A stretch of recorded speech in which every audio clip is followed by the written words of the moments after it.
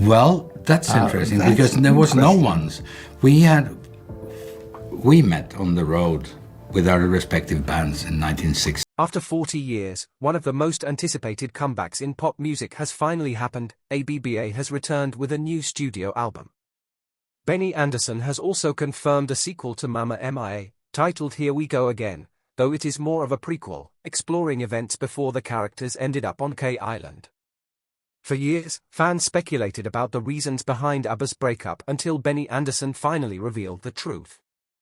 Once seen as the perfect couple adored by millions, Benny and Frida faced a reality that was far from ideal. In a rare interview, Benny uncovers what truly led to their split. Was it the pressures of fame, or was there a breaking point? Back in the 1970s, when ABBA was dominating the pop music scene, Benny and Frida's relationship seemed like a fairy tale. Much like their bandmates Bjorn and Agnetha, their love story unfolded alongside their rise to fame.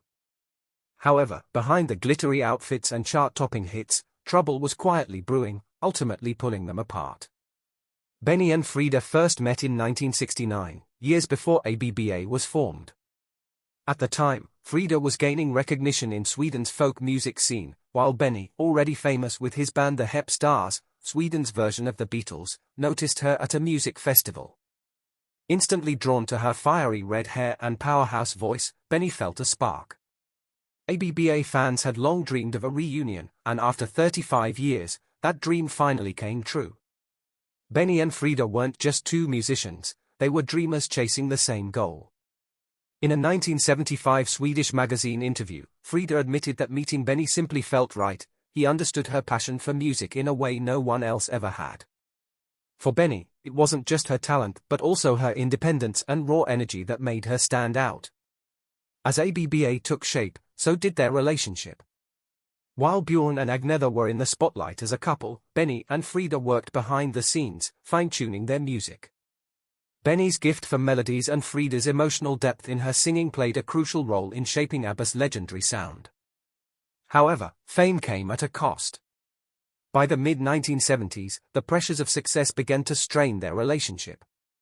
Benny, a perfectionist, spent endless hours in the studio, obsessing over every detail, while Frida, who was more spontaneous and driven by emotion, struggled with his meticulous approach. The very qualities that once made them a great team started driving them apart. But their struggles extended beyond music. Fame itself became a burden. Benny preferred keeping a low profile, while Frida enjoyed the social aspects of celebrity life. Friends and colleagues began noticing the growing tension, especially during ABBA's world tours. Even their creative chemistry, the force that initially united them, started to fade. By 1979, their relationship had reached a breaking point. Benny buried himself in work, spending long nights in the studio, while rumors swirled about his growing connection with Mona Norklit, a television worker he had met during an ABBA TV special. Everything fell apart in early 1981 when Benny admitted to Frida that he had feelings for Mona. The news devastated Frida. Though they attempted to maintain professionalism for ABBA, the heartbreak was too much to ignore. After 9 years together, their relationship ended. In an emotional interview with Expressen, Benny struggled to explain what had gone wrong. Despite his insistence that they remained friends, those close to them saw the pain beneath his words. For Frida, it wasn't just about losing a partner, it felt like a betrayal of everything they had built together, both in love and in music. The breakup left a mark on ABBA that was impossible to ignore. Although they continued making music, the dynamic had changed. Both couples that once defined the band had broken apart, and their songs started reflecting that pain. Tracks like The Winner Takes It All and When All Is Said and Done took on deeper meanings for those aware of the heartbreak behind the scenes. While the world witnessed ABBA's golden couples falling apart, few knew the full extent of their struggles. On May 20, 1981, Expressen reporter Lars Johansson stepped into his office, unaware that he was about to uncover a story that would forever change how fans viewed the band. Inside the newsroom, Benny sat nervously at a desk, fidgeting with a pack of cigarettes. His usual confidence was gone, his hands trembled, his eyes looked weary, and the weight of the past few weeks showed in every movement. For weeks, he had avoided inevitable questions, but now, there was no escape. The man who had once commanded the stage with ease now sat uneasy, bracing for the conversation he had been dreading. Benny confessed that he had no idea how others handled moments like this. His voice, barely more than a whisper, was heavy with uncertainty. Smoke curled around him, forming a fragile barrier between himself and the truth he was finally speaking aloud. The man responsible for crafting some of ABBA's most unforgettable hits now found himself at a loss for words when it came to his own heartbreak. The newsroom buzzed with anticipation. This wasn't just another celebrity interview. It was the first real glimpse into the unraveling of ABBA's most famous couple. For weeks, fans had speculated, and tabloids had whispered, but now, Benny was finally breaking his silence. As Benny spoke, his words carried the weight of a love story that had fallen apart faster than anyone had expected. Across the desk, the reporter listened intently, too absorbed in the moment to notice the coffee beside him growing cold. When the topic of Mona came up, Benny attempted to downplay it, calling her his new woman, and forcing a laugh that felt anything but natural. An uneasy silence settled in as the gravity of his confession became clear. No matter how much he tried to mask it, the tension behind his smile was unmistakable. However, the mood shifted when Benny spoke about ABBA's future. For a moment, he let go of his polished image and spoke candidly, admitting that fame had its struggles and that the band was far from perfect. With a hint of exhaustion, he even joked that he couldn't imagine himself dancing on stage with a beer belly at 45. That same week, Frida sat down for her own interview, carrying herself with the quiet strength that had always defined her. She spoke with grace, expressing excitement about meeting fans again, something that didn't happen often. Refusing to dwell on bitterness or regret, she acknowledged the pain of the breakup but revealed that she had found solace in someone new, a Swedish businessman whose name she chose to keep private. There was a blend of resilience and vulnerability in her words. She no longer viewed marriage as a necessity but still believed in the importance of love. Love, in whatever form it came, was still worth holding on to. The Expressen article marked a turning point for ABBA, peeling back their polished image to reveal that even music icons faced heartbreak and struggles. Though the band continued making music for another year and a half, something had shifted. The spark that once defined them was now tinged with a sadness that even their most upbeat songs couldn't hide. Behind ABBA's dazzling success was a story few knew, one that defined one of its brightest stars. In the final months of 1945, as the world celebrated the end of World War II, a baby girl was born in a quiet Norwegian town. Her name was Annefrid Lyngstad, but years later, the world would know her simply as Frida. However, her birth carried a shadow. She was not just another child, he was a war baby, born to a Norwegian mother and a German soldier in a country still recovering from the scars of war. That lineage made her an outcast before she could even take her first steps. Frida's mother, Sinni Lyngstad, had fallen in love with Alfred Hosse, a German soldier stationed in Norway. What began as a romance soon became a burden. After the war, Norway worked to rebuild, and anyone associated with the enemy faced severe backlash. Norwegian women who had relationships with German soldiers were shunned, labeled as traitors, and treated with open hostility. Their children, though innocent, bore the weight of that hatred. For Frida and her mother, life in post-war Norway was anything but easy. As a child, Frida grew up believing her father had died in the war, a story her family told to shield her from a truth far more complicated. Hoping to escape the pain and stigma, Sinni made the heartbreaking decision to leave Norway. With nothing but hope for a better future, she and Frida crossed into Sweden, eventually settling in the small industrial town of Torshälla. Life was difficult, but Sinni was determined to provide for her daughter. She worked long hours as a seamstress, sewing by day and tucking Frida into bed at night, doing everything she could to create a safe and loving home. For young Frida, music was more than a hobby, it was a refuge. Growing up as an outsider, singing gave her a sense of belonging. By the time she was 11, she was already stepping onto small stages at local events, her voice carrying a depth and emotion far beyond her years. The townspeople took notice, but no one was prouder than her grandmother. While Sinni worked tirelessly to support them, it was Frida's grandmother who nurtured her love for music. Scraping together what little she had, she bought Frida her first record player, along with a few treasured vinyl records. With each spin of the turntable, Frida lost herself in the melodies, dreaming of a life far beyond the quiet town of Torshälla. In a 1975 Swedish radio interview, Frida reflected on how music had been her escape. When she sang, everything else faded, her past, her origins, the judgment. All that mattered was the music. For a girl who had spent her childhood feeling like an outsider, the stage provided a rare sense of acceptance. The spotlight didn't judge, it simply shone, allowing her voice to tell a story far bigger than the one written by her circumstances. By the age of 13, Frida wasn't just dreaming about music, she was making it happen. She formed her own band, the Anifrid 4, and spent her early teens performing anywhere she could.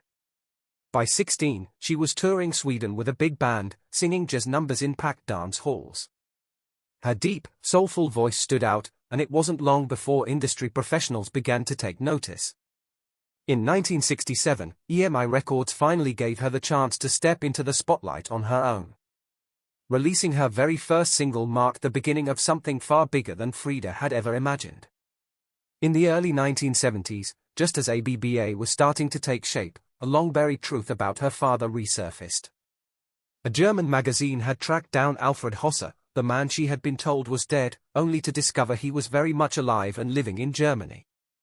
Faced with the unexpected possibility of meeting him, Frida agreed to a reunion in 1977. However, it wasn't the heartwarming moment one might expect. Instead, it was filled with uncomfortable silences, awkward glances, and an overwhelming number of unanswered questions. Frida later recalled how their first meeting felt like two strangers trying to reconnect after 3 decades apart. Despite their attempts to bridge the gap, the emotional distance between them was too great to overcome. The father she had spent years wondering about was now in front of her, but the connection she had longed for simply wasn't there. Her real-life story, once marked by a search for identity, took an unexpected turn when she learned that her birth had been part of a grand Nazi scheme. Yet, the girl once rejected by her own country for her roots went on to become a global icon, her voice reaching millions of fans worldwide. From being a war child to a pop sensation, Frida had overcome so much of her past, but fame had a way of throwing unexpected challenges. When she exchanged her pop star status for a real tiara, the question remained, would she finally find the happiness she had been searching for all those years? After ABBA disbanded and her marriage to Benny ended, it seemed like Frida was about to live out her own fairy tale. In 1992, she married Prince Heinrich Rutger Roos von Plauen, instantly becoming a princess. The Swedish press went wild. The beloved ABBA star, who had captivated audiences worldwide, was now royalty, living in a grand Swiss castle overlooking the serene beauty of Lake Geneva. It was like a dream, and the world couldn't stop talking about it. However, life in the palace wasn't the fairy tale many had imagined. The free-spirited woman who once lit up stages in glittering jumpsuits now found herself bound by strict royal protocols. Every public appearance and every word she spoke had to align with centuries-old traditions and etiquette, a world apart from her previous life. The freedom she had once embraced as a pop star was replaced by constant pressure to conform, leaving her questioning whether this royal existence was truly what she had envisioned. In a 1993 interview with a Swiss newspaper, Frida admitted that the aristocratic lifestyle was completely different from anything she had ever known. Her new reality consisted of complicated titles, formal dinners, and endless social obligations that felt far removed from the stage lights she once thrived under. Prince Heinrich's social circle was nothing like the world Frida had come from. Gone were the recording studios and concert venues where she felt at home. Instead, her days were now filled with charity galas, diplomatic functions, and formal events. While Heinrich was highly respected in royal circles, his expectations for his wife left little room for the creative freedom she had once cherished. The lively energy she had once enjoyed on stage, where she could express herself through music and performance, now seemed like a distant memory. Once free to follow her passion, Frida found herself adjusting to a more constrained role within the royal family, one that didn't allow her to be the same artist she had once been. However, nothing could have prepared her for the heartbreak that struck in 1998. Her world was shattered when her daughter, Liselotte, tragically lost her life in a car accident in New York. At just 30 years old, and wasn't just Frida's daughter, she was her closest confidant, the one person who truly understood the highs and lows of her extraordinary life. and had witnessed her mother's transformation from a war child to a pop sensation and eventually a princess. Their bond was deep and unshakable, making the loss all the more devastating. Frida was left with an overwhelming emptiness that no amount of fame or royal titles could ever fill. The loss of Anne hit harder than anything she had ever experienced. She withdrew from public life, spending most of her time in the quiet solitude of her Swiss home. The glamorous world she had once been a part of, royal events, celebrity gatherings, and even the music industry, felt distant and unimportant. Even her royal duties, which once demanded her attention, seemed trivial in the face of such immense grief. During this incredibly difficult time, Frida found an unexpected source of comfort in someone she never thought she would turn to, Benny Andersson. Despite the past they shared, he became a presence in her life once again. Despite years of tension and their complicated past, Benny reached out to Frida, understanding the unique pressures of living in the spotlight, a burden they both knew all too well. Their shared history in ABBA provided Frida with a connection she couldn't find in her royal life. While it wasn't the same as public adoration or the grandeur of being a princess, in those quiet moments, it was exactly what she needed. By the early 2000s, Frida had largely withdrawn from the public eye, becoming a rare presence in the world that had once adored her. The woman who had faced wartime rejection, conquered the music world, and married into royalty had ultimately found solace in privacy. Though she made occasional appearances at ABBA-related events, she chose to spend most of her time in the peaceful sanctuary of her Swiss home, far from the cameras and the world's expectations. While Frida may have stepped away from the spotlight, ABBA's legacy continues to shine brightly.